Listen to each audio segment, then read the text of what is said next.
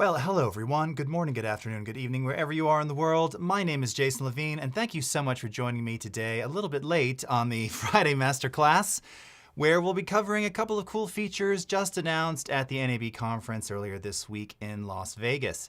And if you caught the Firefly and video stream yesterday, you saw a bit of text-based editing in Premiere Pro, a new AI-assisted workflow for leveraging the already awesome transcription and captions workflow, kind of taking it to the next level and allowing you essentially to make a rough cut, or in some cases, maybe make your final cut, copy and pasting just like you would inside of a Word document. So this is an incredible new feature. We're going to be covering this. One of the things that I wanted to showcase today, as well as what you saw yesterday, is one, editing from multiple cameras, but in sort of singular individual cuts at a time, and then also working across a multicam sequence and how that can sort of work. It kind of really reimagines the way you think about cutting together sequences. Having shown a couple of multicam interview sequences on here before when we were doing some sound design, all the ways that I used to go through the source monitor and scrub and listen and take notes at where the best parts of the interview were, you don't have to do that anymore with this new text-based editing workflow. It's super awesome. And then we're going to cover a couple of cool user-requested features in After Effects, one of which has also been available in beta too. So very excited to talk about that. And that, of course, is the Properties panel, as well as selectable track mats. So as always, thank you so much for sticking around. Again, apologies for the delay. You can see we've got Umacorn, Valder, Gino, Pierre-Julien, Christelle, Esteban, that's awesome. Patrick, Peter, Gareth, great to see you all here. Cody, thank you so much. All right, ooh, lots of names today. Okay, very good. And of course, in a moment when there would be some technical glitch, but you know, these things happen. So let's go ahead and bounce over to Premiere Pro, and let's get started here, shall we? Okay, all right.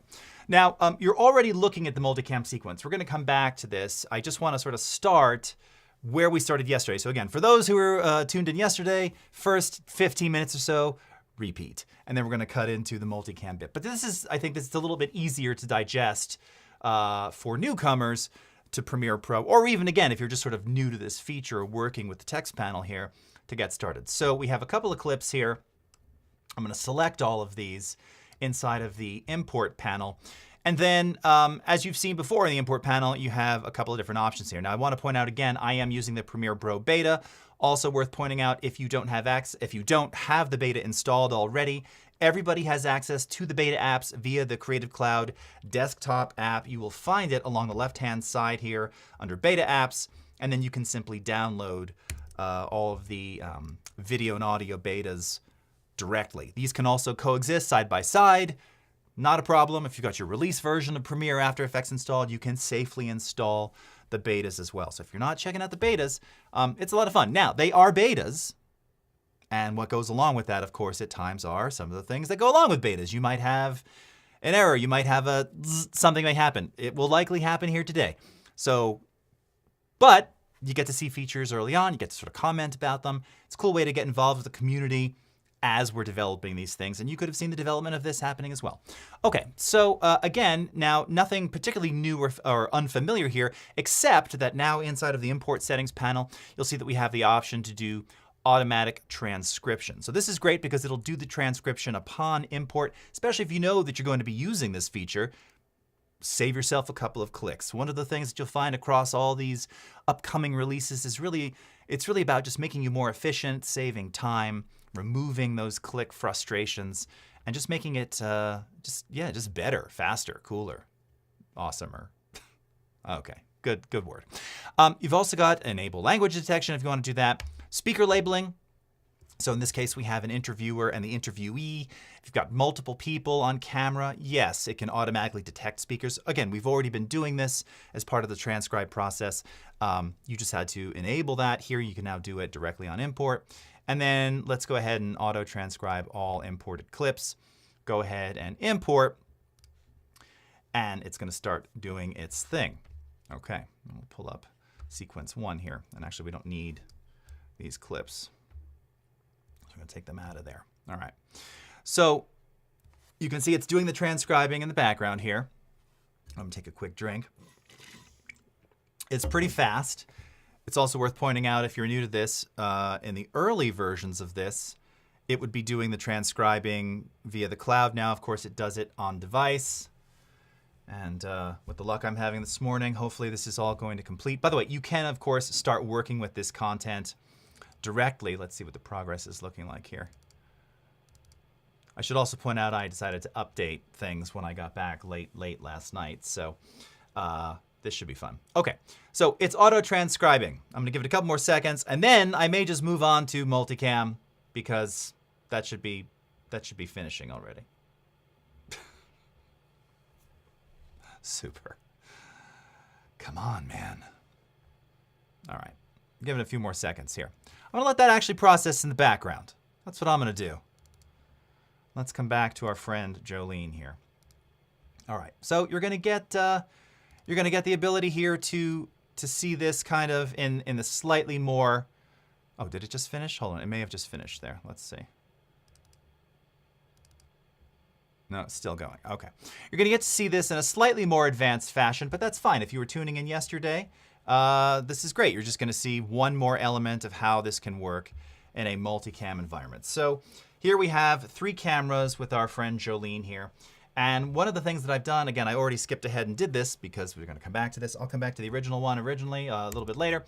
I've gone ahead and named the interviewer and Jolene. So this is that same process that you just saw, being able to select different speakers. It's now going to do this on the import.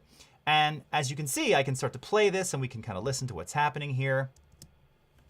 What makes colors so unique? Well, that's such a fundamental question that All right. So already, this just looks cool. This is a cool way to work. So I have my 3 cameras. I have them synced. I have them transcribed. And I'm in essentially the source monitor here, and I'm seeing the entire transcript. So I want to start this little edit that we're doing where she talks about the mystery of color. So from within the search panel and transcript here, I'm going to type mystery. It's going to identify all the places where we have mystery. And then you can see here, it's a mystery because color is the only sense. So I want to start with this. So I'm simply going to select, all right, and then we have a couple of different ways to bring this into the timeline. I can insert via the insert button, or I can use the standard keyboard shortcut comma, and it does just that. It now inserts that into the timeline. All right, and again, we can play this back. experiences. We can scrub from here. It follows along as we do that. And you might also notice these little ellipses inside of the transcription. So these are not just silenced moments or pauses. These also indicate the sort of little pause mouth glottal sounds. And it even gives you a real-time indicator here, a little heads-up indicator, of the duration of those things. So you also have the ability, we'll get to that in a bit, of removing those. But I want to show you in the meantime, as you're going through your transcription here, one of the really nice things that we've done in here, if you look under pauses, going to the little flyout menu here, set pause length. I think the default is 0.75. Your transcript will only show pauses of this length or more. So you can determine what that is. As I drag this, so make it slower or faster, 0.22 seconds, you'll see that it's dynamically adjusting in the transcript as well. All right. So this is super cool, the ability to identify those things straight up. And again, we're not worried about all the minutia. We'll cut those out later and you'll see how that all works. Right now, we're just trying to assemble the story. So the key here is, if I were actually watching this, I would likely be watching this in the source monitor, probably at 1.5, maybe 1.75x.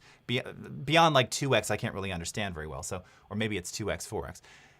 Faster, but there's a limit to where I can really understand, finding the bit that I want and then inserting that section about mystery. But I don't have to do that here because in this case, I can just see it visually. So I want to cut now to a section where she talks about a red apple. Now this is another one of those great things where, again, I type in red and we can see right here in the transcript where she's referencing a red apple. All right, and I can find the exact moment that I want. And you can even say here, he says, sorry, let's take it back from the colors. So again, we can find the best section, the best moment. We don't have to listen to it all. We can if we want to. Oh, and here's one of those little ignores. Here we go. Let's just ignore that. A red apple is not truly red, but rather a reflection of red light that we then paint with our memory. We compare it to every apple we've seen before. We see with our brains, not our eyes. I love this. Again, why is this so cool? Well, because she did this a couple of times, right? She said the same thing a couple of times, but now we can see this is the best one. Or maybe there was one in the middle that was great, but maybe she stumbled on the last one or the whatever. Visually, we can identify where that is. We can make that selection, and we can add that into our timeline, just like that. All right? Super, super cool. And you get the idea. We can kind of keep doing this. Now, one of the other things that we can do across this is that we also have the ability to bring in, say, another multicam sequence where we also have a transcription. And again, here we can kind of, let's get rid of red. We're not searching on red here. And we want to sort of talk about, she says something about the oldest thing in the universe is light, all right? So same thing here. I can now identify where that is. I can come in here. We can make our selection. I can go ahead and insert, and now it inserts that into the timeline. And in the meantime, if we want to kind of see what this is looking and sounding like, let's go ahead and play this. It's a mystery because color is the only sense that cannot be confirmed by another one of our senses. We can use our other senses such as touch, taste, smell, and sound to verify or confirm the existence of objects and experiences. A red apple is not truly red, but and this is, you imagine, where we could switch the camera. Again, now notice this isn't nested yet, so we can do that after the fact. We're not confined to camera one here. That's the cool thing. All the cameras are still there. Let's shuttle ahead to our next guest here. We see with our brains, not our eyes. The oldest thing in the universe is light from the Big Bang that we can still see with radio eyes. Everything, everyone, and... Okay, you get the idea. And in this case, this is camera 3 or 4. Obviously, we'd switch this over. The point is that now that we've assembled this, and I see Val there just said, oh, I feel like I just got a couple of years of my life back without having to manually select each part and insert to the timeline. Yeah. Yeah. Now, I know yesterday during the our AI stream, some people are saying, well, the thing is, what about, it can be a little abrupt or the cuts can be a bit sticky or whatever. Yeah, this is, first of all, we're doing a rough cut here. But then all of the editing tools that you would otherwise do anyway, whether you're trimming, rippling, refining, however, whatever, transitioning, all of those things are still function in the exact same way.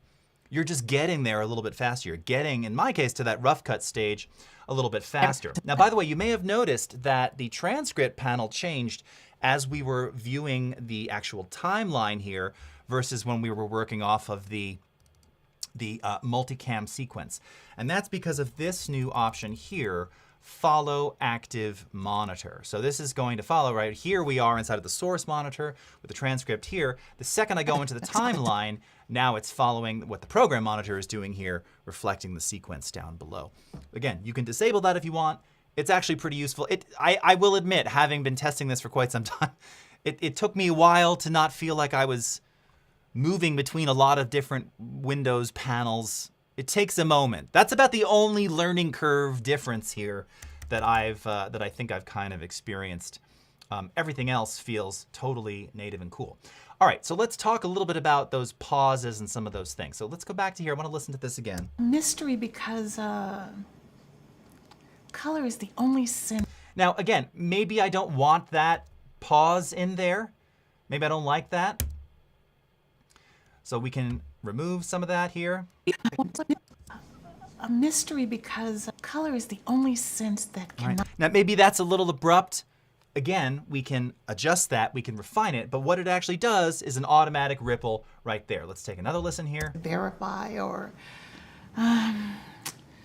confirm. That's a long breath right there. We don't want that. So let's take that out.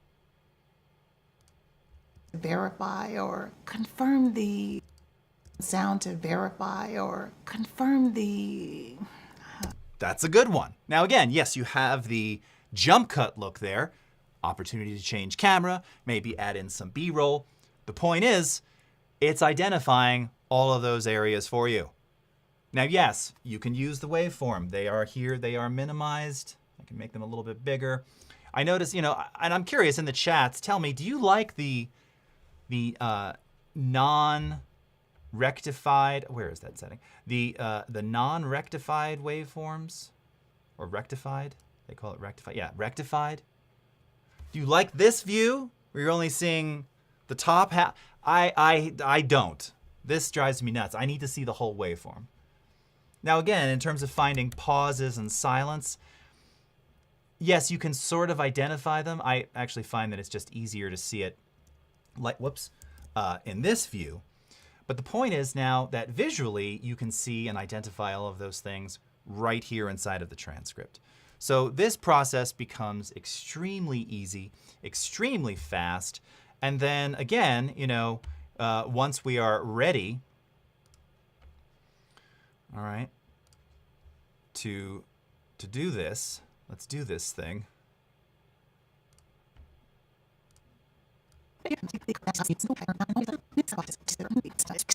Now, such as touch, taste, smell, and sound to verify or confirm the...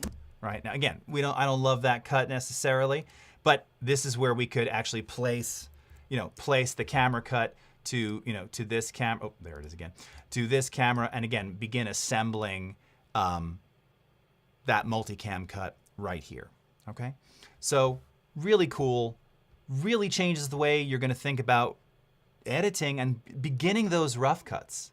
Oh my gosh, I don't know why this is taking so long for some reason today. It's going a lot faster now. It's awesome. And the more that I've been playing with this, I think about how I've been doing things in the past. Like you saw, we were working on those podcasts live from Max. Those took a long time, and they took a long time because there were a lot of moments where I was constantly sort of reshifting and reorganizing where things lived inside of the sequence.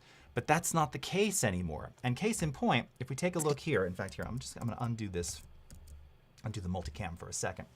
Let's say that we actually want to reorganize, reorder this first comment. The oldest thing in the universe is light from the Big Bang. So we can go ahead and we can cut that out. We can come to the top here. And I can now paste the duo here before Jolene and start it here. The oldest thing in the universe is light from the Big Bang. So you can very easily reorder your story just as you're reordering paragraphs in a Word document. I mean, in terms of AI-driven, AI-assisted workflows, this is definitely a top of my favorites right now. It just makes a lot of sense. And again, the learning curve, there is none, essentially. It's what you've already been doing, just making your life a little bit easier, okay? Let's see now if we've got this one in here. There we go. Okay, very nice. So once again, we have, here's our sequence. Oh, here it is. We've got our friend over here. And just to showcase this, come into our speakers, edit speaker names. We've got 3 people. Let's call this one interviewer. Let's call speaker 2 Bodie, and save, okay? And again, just in terms of like assembling story, you get the idea. Now I'm not gonna spend a lot of time on this. You kind of get the idea. I don't think actually the multicam thing made it any more or less complex, but it's the same idea here where we can use the same sort of search terms. This is a great one because again, you've got the interviewer and Bodie kind of going back and forth and doing his intro multiple times. That's the point I'm trying to showcase here. All right, so he says, just play it. Okay. I'm Michael Bodie, and do you want the whole title? Sorry. Yeah. Okay. Right. So again, this is where you'd be watching in the source monitor and scrubbing through and like, where is it? I know it's towards the end, you overshoot, whatever it is. Now you get right here and you just insert, and that's that, and it's done, okay? And then you can continue to refine that story and insert all the best parts that you want. Here's where he's talking about his team. and insert that. And let's see, he's talking about the experience. Come over here. All right. Now, of course, this is relying on the efficacy of the transcription. And as I mentioned yesterday, I think we're basically touting that certainly for English, you're usually in the 90th percentile of accuracy. And someone also asked yesterday on stream, does it have to be perfectly recorded MKH 416 boom mics or perfect lavs? Not necessarily. I've transcribed a lot of semi-crummy sounding things, including some of the raw audio from some of those Max recordings where good mics, bad environment. So it was kind of a challenge to get the transcription. And it does a surprise. It's not surprising. It's where we are today. It does a really good job at doing that. Okay. So again, if I were looking for this particular paragraph here, is that the only place he says experience? Here we go. Maybe we'll come to something like this. All right. And insert that there. And then again, as I now go back to this and wind back, let's get out of our multicam here. I'm Michael Bodie. I'm the executive producer for the Sundance Film Festival video content team. I've worked for the Institute for 150,000 years, emotionally. But physically, I don't know why I connect with that line so much. I love that. I love the sentiment. And again, as you can see there, you know, in terms of the pausing and the way that it's doing the cuts, I highlight this, and this feels like minutia, but the executive producer for the Sundance Film Festival video content team. I've worked for the Institute for... It has a nice kind of cadence before the next cut. I can tell you, looking at some of the sort of alpha versions of this, it was super abrupt. And obviously a lot of that has to do with how the AI is detecting the threshold of where the sort of voice falls off and where it thinks the next cut should begin and end.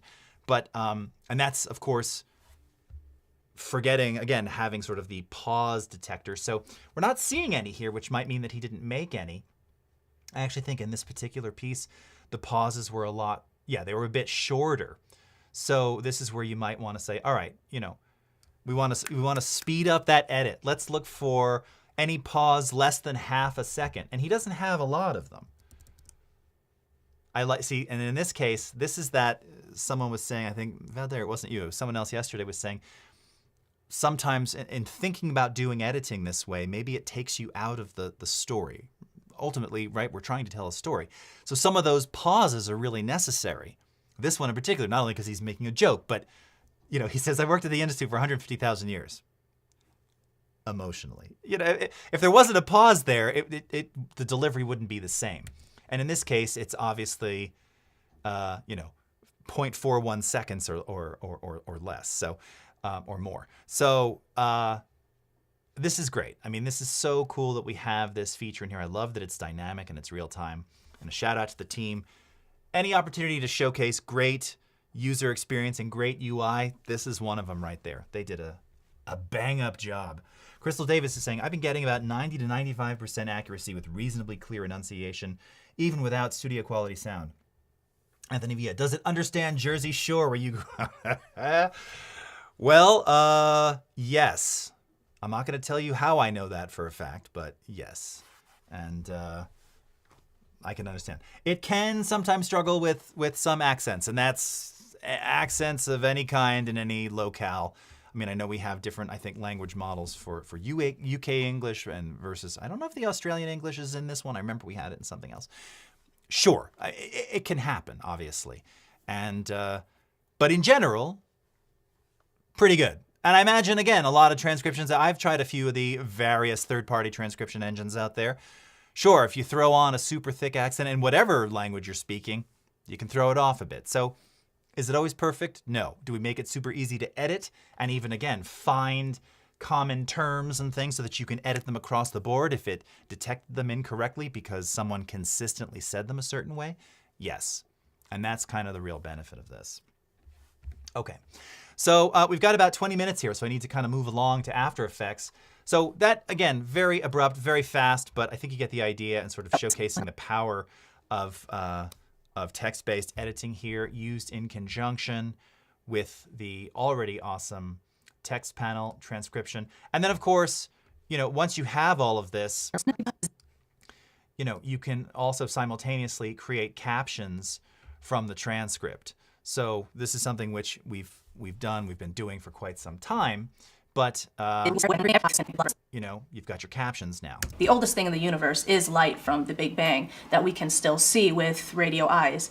Everything, everyone, and everywhere that we see, what we're really And, like I mentioned, this would be a perfect opportunity here where, in this case, that pause right there, that pause is bothering me now. For whatever reason, it's not detecting that pause. It's because I just changed the default time there. I'd probably cut that out. Or maybe that's an opportunity to, again, kick up the music and go to some B-roll.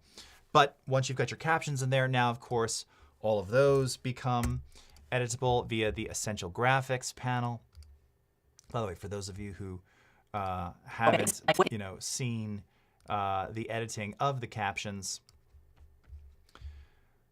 just come over here, go into Edit, okay, and then you can change, obviously, the appearance, the font. Highly recommend changing this.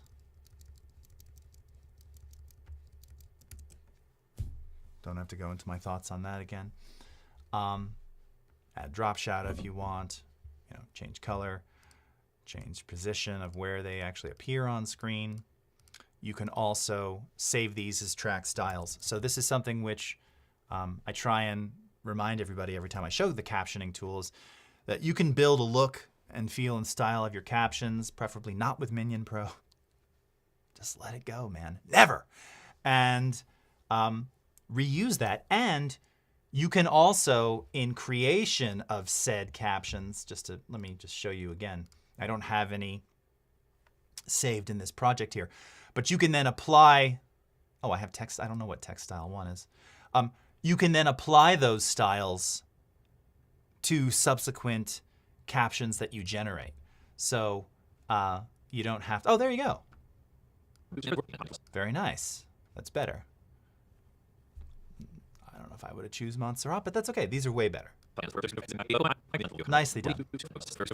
Okay.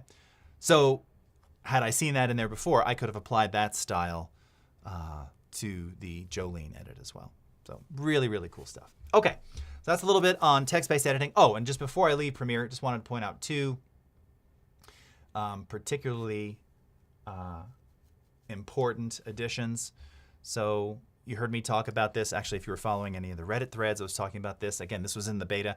Background autosave, new options here under autosave.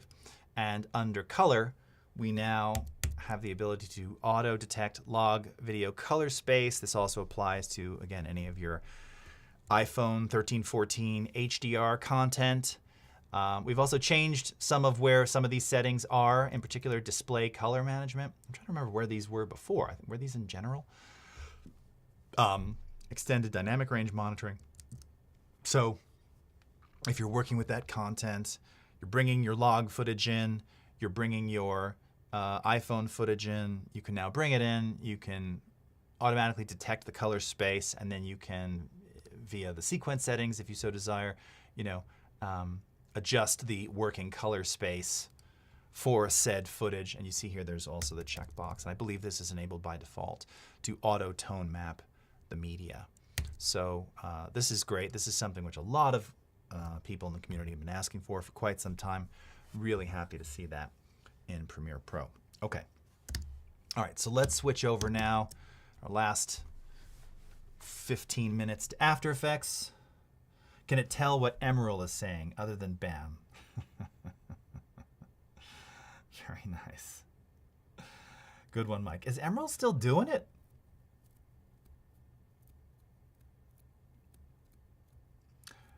Question from YouTube. Is it necessary to learn Audition for Audio Enhanced? No, not at all. And I don't know if they're talking about the podcast.adobe.com beta AI awesome feature, podcast enhance, but no, that's just upload an audio file and it automatically enhances. It just makes it sound better. If you're actually talking about how to mix audio, and I mean enhance can mean many things, Do you have to learn Audition? No, you can do a lot of that in Premiere too. It just depends how and what you're looking to do. But as far as if you are talking about the Adobe Podcast Enhance feature, there's no nothing at the moment. It's a beta, but it's really impressive. And you just take your audio, you upload it to Podcast Enhance, and it returns a cleaned up, very nice sounding file for you. And then you can resynchronize that right back into your timeline and work sort of efficiently with that. Okay, so let's talk about the Properties panel. Here we are in After Effects. Again, this is coming very, very soon. And really the key here is trying to, well, first of all, Properties panel, you will know if you work in Photoshop, Illustrator, I believe, among other Adobe apps. And the idea here is to be able to allow you to get to the properties of things that you need very, very quickly. If you know After Effects, if you've taken some of the great courses by my friend Aaron Stern and many others, Evan Abrams, you'll know that After Effects, and you know this watching me, I am a keyboard shortcut nitwit. My brain just doesn't retain keyboard shortcuts, largely because for years we used to demo this stuff in all the native languages in various countries. So the shortcuts didn't help me most of the time because the keyboard configurations would be different. So I just learned by menu item. But there were some that you kind of needed to know. And in particular, as I look at this little animation here, you can see we've got this little wiggly yellow divider line. And if I wanted to change the color of that line, well, I can see I've got my zigzag line here. So I would come over here and I would twirl down and I go into contents and I go, okay, it's not there. And I go into shape. Okay, it's not there. I go into path. No, it's not there. It's under zigzag. No, it's not under zigzag. It's under stroke. Ah, there it is. And finally, I get to the color swatch. Now, again, if you watched any of the aforementioned trainers that I told you, or actually the person who taught me, Angie Taylor, the original goddess of After Effects, you know that you can hit UU and it will reveal all of the edited parameters for you and get you there a little bit sooner. Even still, though, that's not always going to help you in some cases. We'll get to that in just a moment. So how do we make this easier? Properties panel, because this is now going to give you sort of contextual controls of all the things that it gives you exactly what you want when you need it. And in this case, the shape properties and the stroke color. So I can simply come in here, choose my color picker here, and maybe we'll go for, since we're talking coffee, or sort of something like that, color like that. Again, showcasing my amazing, amazing skills here. And it changes automatically. Now, even if we go to something like shape layers, now again, shape layers can have multiple properties and multiple shapes inside them. So we can access those here as well. Again, rather than having to do all of the various twirl downs or looking for them, I can come over here to the stroke color here. Again, I'll use the eyedropper, and maybe we want something, I don't know. We could change the contrast a little bit here, something like that. And maybe also adjust the fill color. That's a little too dark. That's okay. I like that. Good enough. Again, don't choose me for design work. Maybe that. Okay. And make those changes super quickly. Okay. Now, it does more than just that. Of course, you can see up here we also get layer transforms. So all of these things that you need, that you'd expect to see as you click on the layers, are revealed, including, but not limited to, text. So when I was chatting with the After Effects PM some time ago when this was coming out, I remember this distinctly, and she was talking to me about why this is so cool, because I'm someone who, you've watched me, I struggle with fonts and, and positioning and kerning and all of the elements. So I'd always have to wind up opening up the paragraph and character panels, which would drive me nuts because I don't want to have to deal with them, and they always seem to take up a lot of real estate. Well, the properties panel, you don't have to do that. It's giving you all of those, whoops, I didn't mean to do that, all of those necessary elements right here, including the ability to see keyframes. So you'll see up here, and where you have some animated keyframes under layer transforms. So if I simply click on this button right here, it takes me right to that specific keyframe directly in the timeline. Super cool. And again, just for navigation. You know, this isn't replacing the timeline. It's just it's a navigation assistant. It just makes it so much easier. But the last thing here, this is the other thing that I remember Victoria pointing out, was that it also supports essential properties. Now, essential properties are the properties that you leverage if any of you are making motion graphics templates, i.e. MOGRTs. Then you know that we have inside the essential graphics panel, as you make your motion graphics templates, if you want them to be editable by someone else, as you're designing your lower third, whatever it is, you can drag the text layer into essential graphics. And then you can say, all right, I want the text editable, the font editable, the style editable. And then you have some fill colors or some shapes. All right, I want the shape fill color to be editable, not anything else. And then I want this effect to be editable and what parameters, et cetera, et cetera. Well, Properties panel sees all of those things too. And it sees them inside of pre-comped layers. So here we have some beans, and again, I didn't really play the whole thing. If you take a look, the bean, this is actually an image sequence that's animating right there. Okay? Now again, to access, say, the color change of that bean, I'd have to double click into this pre-comp, and then again, if I'm new to After Effects, I mean, oh my gosh, and here's all the the image sequence. Like, wow, okay, there's I'm using tritone there, but this is already intimidating. But right here you'll see in Properties panel, we allow you to see the essential properties. And I made the color, or the designer made the color an essential property. So once again, we can choose the color picker here. And let's say we want to go a little more coffee-ish. That's pretty good. That actually looks like a coffee bean. You know, I used to be like really super dark, bold coffee. Again, those watching, I've really cut down my coffee consumption. So I like a medium, a mild. I don't go super caffeinated like I once did. Okay. So, Properties panel. You've been asking for this. It is coming very, very soon. It's awesome. It also just, again, if you're coming from Photoshop or Illustrator, this is going to feel familiar to you. And as the product team has said, for people they've shown this to, this feels like something that just should have been there all along. Like, it just makes sense that it's there, and it does, in fact, work really nicely. Okay, last two things here in our last 5 minutes. Selectable track mats. Now, this feature came out, actually, I think it came out around Max. But as my recent Reddit post around updating and updated features revealed, just because we put it out there doesn't mean that everybody was aware of it. And we've even made little bits of this easier to leverage now. Oh, Valder saying, Properties panel, definitely a dream coming true. Yes. Reverb Mike, you can't always get what you want, but if you try sometimes, you can get what you need. Very, very good. Stones reference there. Esteban is, by the way, emphasizing podcast enhance is a must try. It's impressive. Another quick question from YouTube. What would be your choice for default caption font? I mean, that's the thing. Don't ask me. I have to ask. I ask other designers. But I will tell you, again, for sort of social media and even YouTube-ish, if you don't want to go this sort of standard, I'm not even sure what the standard font is. No one can give me a direct answer. But Proxima Nova is really nice. I also happen to like slightly more stylized Helvetica. I know it's like a very thick font.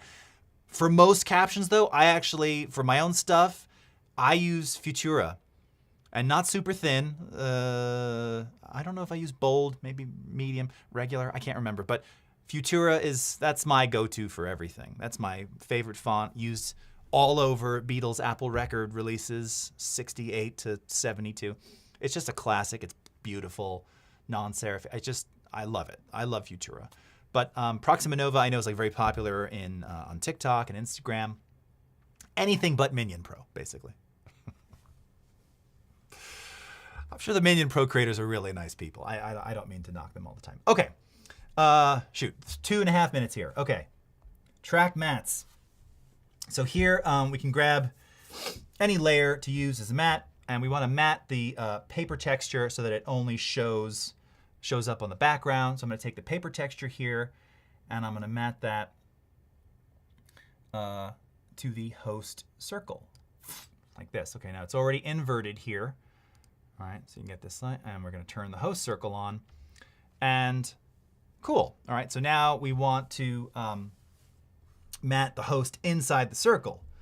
And one of the things that I guess people were pointing out is that, in particular with the pick whips, it was sort of getting difficult to distinguish between the different pick whips. So there is, and you may not even see it, I'm going to zoom in real close so you can see here.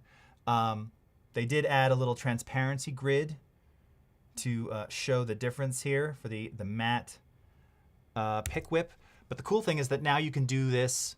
You don't even have to use that. You can do it via menu commands and assignable keyboard shortcuts. So in this case, I go with my host photo here and come up to Layer, Track Matte, Matte with Layer Below, Alpha Matte, and just like that, so much easier. Eliminates, duplicate layers created for track mats and such.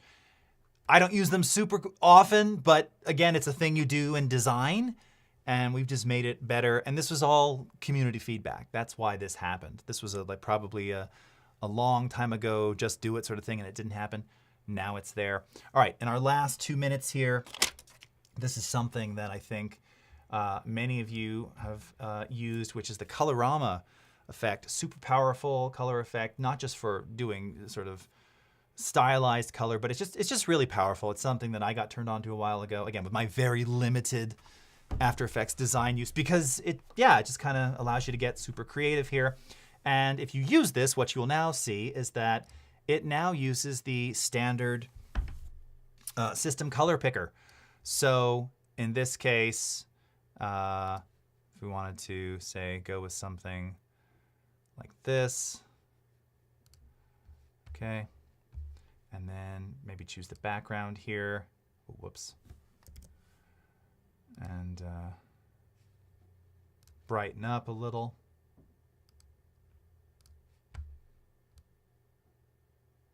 Like that. Okay. Colorama, real simple, real easy. By the way, you'll notice too, just the performance with every iteration of After Effects, being able to sort of scrub immediately into real time. It's fabulous. I mean, for someone who's been playing with it for 23 years, I consider myself a user, but not I'm not a designer. So, I add a wiggle to something. I still think that's cool. This app is just feeling more and more fluid, more and more welcoming. Again, removing a lot of the pain. And that's what things like Properties Panel and Selectable Track Mats do. It makes it more inviting to newcomers, but also just kind of takes away the pain of doing traditional sort of things by revealing those things and making them a lot easier to everybody. So everyone, thank you so much for your patience today. Again, apologies for the late start. We'll be back in 2 weeks. We're on tour next week. So if you're in the Seattle area or in San Francisco, you can come visit me and some of my colleagues and my newest colleague, Esteban Toro, Senior Community Manager for Video, at the Seattle offices on Tuesday. I don't know what the date that is. The 25th, I think. Yeah, Tuesday the 25th, 6 p.m. You can register if you go to our Adobe Events page. Also, the San Francisco office, 601 Townsend, same event, 6 p.m. there. And I'll be traveling back Friday, so we'll be on replay. See you in a couple weeks. Until then, have a great rest of your morning, afternoon, evening, wherever you are in the world. And we'll see you again next time. Take care, everybody. Bye-bye.